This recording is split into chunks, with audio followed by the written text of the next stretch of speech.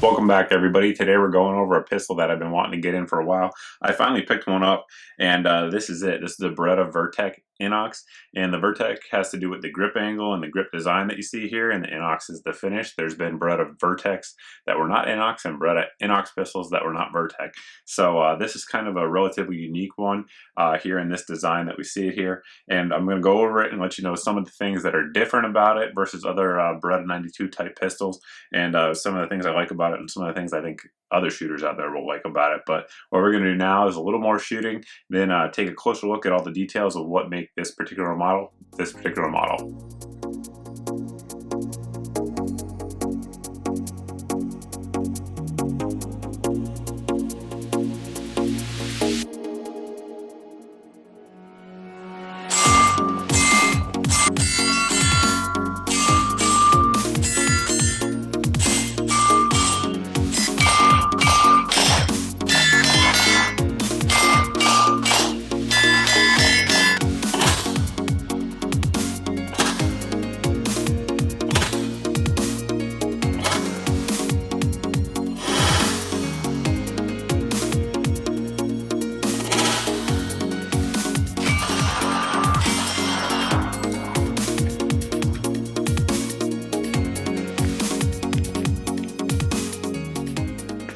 Getting into some of the details that make this gun what it is, first and foremost, the thing you notice about it overall is the finish. At least I do anyway. That Inox finish stands for stainless steel, and the slide itself is stainless steel, so that's where they get that from. The frame is not stainless steel, however. It's an anodized aluminum. It's got a nice sort of two-tone finish to it because the slide is a little bit shinier and a little bit lighter colored, whereas the frame is more matte colored.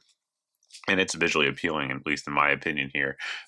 Working our way up front, there's a couple things that are going to be different versus your standard M9 or Beretta 92s, I should say. First up, it has a flush cut barrel. So versus like your standard 92, let me see if I can find one over here. Of course, this is not a standard 92, but it started out as a 92A1. Most of your barrels and your M9s and stuff are going to stick out like that. So you lose a little bit of length here. I think this barrel on the Inox is 4.9 inches. However, one thing you gain is, contact shots and things like that. You're less likely to have sort of an out of battery discharge or failure, either way. So that's one thing people do like about it. Just the flush cut looks a little bit nicer overall. That barrel itself is cold hammer forged, we should point out. Certainly a good thing for durability there. And the sights are very different as well. So your rack grade M9s or Beretta 92s are going to have built-in sights, so you can't change them. They're not drift adjustable, wind adjustable, nothing like that. These ones you can swap out with a myriad of different aftermarket sights. They come 3-dot, they're stainless steel, so pretty high quality sights as they come from the factory. They work well for one-handed manipulations here if you want to rack them on your belt, holster, whatever the case may be. So good all-around high quality sights, but the benefit, in my opinion, is that you can swap them out for whatever the end user wants. The frame has a lot of cool things going on that the standard M9s don't have as well, or the 92s. Basically, from here forward, it's very similar to M9A1, which is a pistol that the United States Marine Corps adopted recently, and is an improvement again on the standard M9 or 92, in my opinion. What it gives you here is it gives you this rail. It's 1913 style rail for mounting any sort of lights, lasers, accessories that you'd want to on there. And you guys have seen them in use throughout the review here. They work just fine, and lockup is solid. Additionally, this trigger guard here is a square cut trigger guard as opposed to the old rounded trigger guard. That's really not a pro or a con in my opinion. Some folks like to push it up against barriers or rest their finger on there. If you're one of those people, by all means have at it. To me, it doesn't affect anything anyway. Additionally, on the front of the grip here, which we're going to get into in a good bit of detail here next, they do have the serrations there for added grip, also on the back strap. One sort of pet peeve I have about pistols that have vertical serrations on there is that they don't really do a lot for controlling the movement of the pistol in your hand, because of course under recoil, that's exactly how it moves. It moves just like that. So if you're just going to not put checkering on there, but just put one way of cutting lines into it, in my opinion, horizontal is the way to go rather than vertical. But hey, what do I know? Just a little pet peeve there. Most shooters talking about the grip aren't going to be talking about the serrations, though. They're going to be talking about the dimensions of it, which a lot of people really like. One thing about the standard Berettas that people don't like, and again, this is a 92 A1 frame that you guys have seen reviewed here in the channel before. This one obviously has been upgraded by Wilson Combat, but the frame outline is going to be the same. You can see there's more of a hump here on the back as opposed to the straight line that you see here on the Vertec, and it's also fatter. The factory grips are also fatter. The Vertec grips, I'm not sure how well to come across here on camera, are very thin. They're about as thin as you could possibly get them, which is a good thing. So one common complaint that you see amongst M9 and 92 users is that the grip is just too big for their hands. Vertec solves a lot of that. It feels very different in the hand. It's very sort of standard for a lot of duty frame guns. If you guys like CZ75s or something like that, it'll fit your hand well in a very similar way. The grip angle also becomes more vertical, sort of like a 1911, giving a natural pointability for a lot of people, especially new shooters. And it reduces the reach for the trigger. So I'm not sure how well it'll come across here on camera, but the trigger reach, because of the smaller grip circumference, is actually a little bit shorter on the Vertec as well. So folks with smaller hands, or folks at least who don't have big old hands like I do, are really going to appreciate that difference. The gun ships with 2 magazines, either 15 round or 10 round magazines. And just to let you guys know, that's what a 10 round mag looks like for those of you guys that don't live behind enemy lines and live in free states.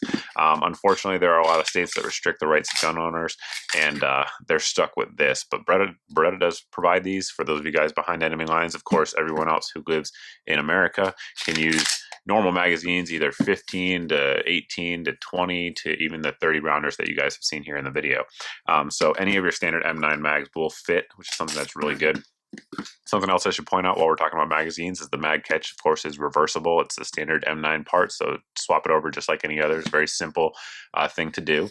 Another feature that this gun borrows from the M9A1s is a little bit of a magwell relief there. So it's beveled, which is nice and aids in magazine reloading over the standard M9 as well. The gun, as you see it here, is exactly how it comes from the factory, so we've not made any modifications to it, which includes the trigger system that we're going to talk about here. In previous videos, I've talked about the D-spring, which is something I do like. It takes a little weight off the double action pull, but the double action pull on Berettas is very smooth.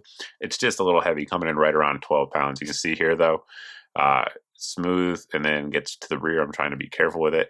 Right there, brakes, not a lot of over travel, and a pretty short reset for a gun, especially of this era.